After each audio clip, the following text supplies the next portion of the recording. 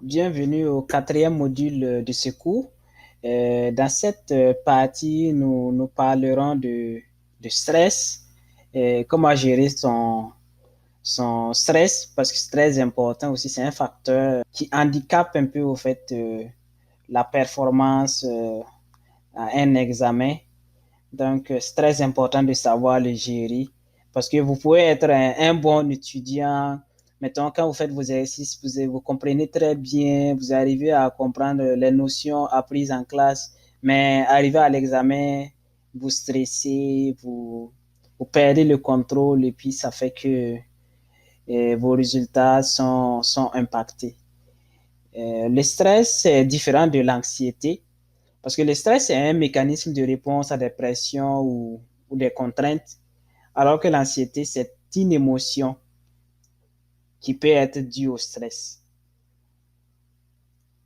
Donc, ben, le stress, ça peut être, c'est pas nécessairement quelque chose de négatif, parce que c'est une réponse à une certaine contrainte.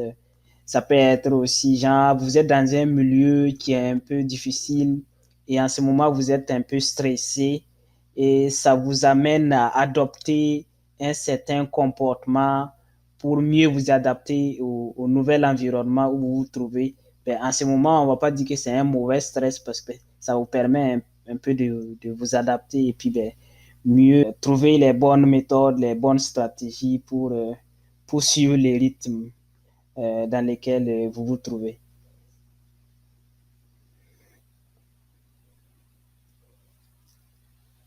Les différentes sources de stress, c'est surtout les conditions de vie. Mettons, si vous avez des problèmes financiers ou bien vous avez des mauvaises conditions de vie, ça peut être source de stress. Les étapes de la vie aussi, ça veut dire, mettons que vous êtes à l'âge où vous devez peut-être vous marier ou bien si vous êtes une fille, vous tombez enceinte ou ce sont des moments assez stressants et ça peut influencer sur vos études aussi. Les études elles-mêmes, ça peut être un facteur de stress parce que ben, vous vous demandez constamment est-ce que vous allez réussir à votre examen, est-ce que vous allez avoir telle note à ce devoir, est-ce que vous pourrez réaliser votre rêve de carrière professionnelle. Toutes ces questions, ça peut vous amener à développer un certain comportement qui montre que vous êtes en état de stress. Les événements relationnels aussi, mettons, si vous avez des problèmes avec un ami ou bien des problèmes familiaux ou bien votre vie amoureuse, par exemple, vous venez de rompre avec votre copine ou bien ben, avec votre copain, ben, ce sont des moments assez difficiles et ça peut influencer sur vos études. Les maladies, les accidents, tout ça, ce sont des facteurs aussi qui peuvent susciter du stress.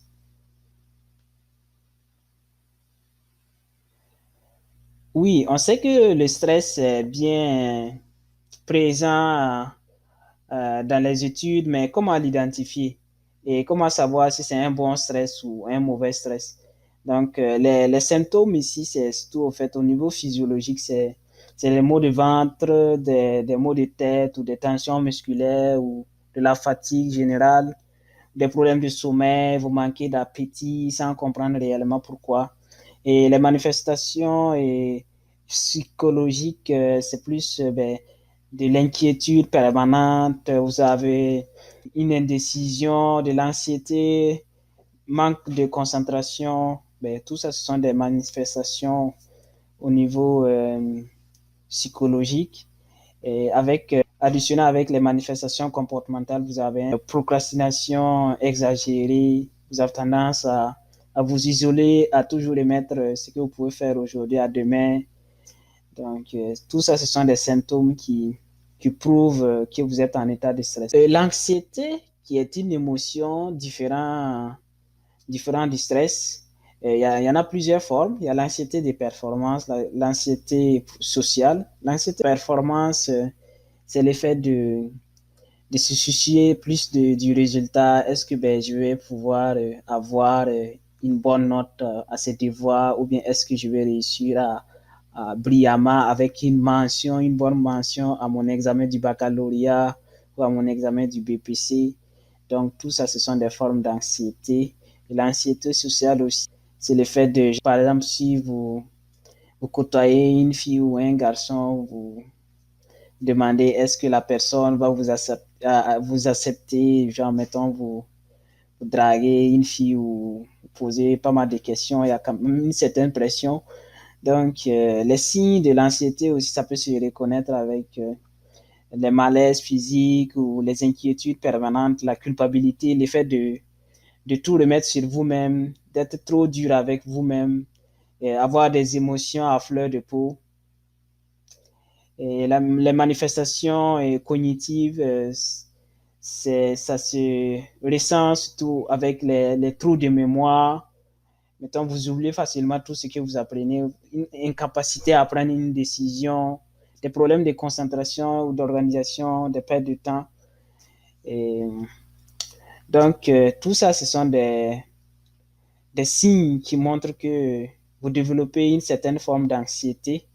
Et à partir de ce moment où vous savez que vous avez une certaine anxiété, c'est très important d'évaluer cette anxiété et puis discuter avec un médecin ou bien en tout cas essayer de voir à quel niveau se trouve votre anxiété. Est-ce que c'est modéré, est-ce que c'est très élevé ou c'est acceptable?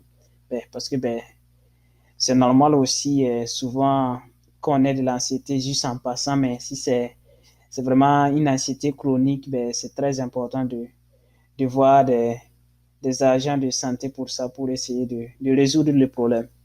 Parce que ça peut avoir un réel impact sur vos études. Là, maintenant, nous voyons comment gérer le stress et l'anxiété. Ce sont des méthodes qu'on vous suggère ici. D'abord, c'est d'effectuer des activités physiques.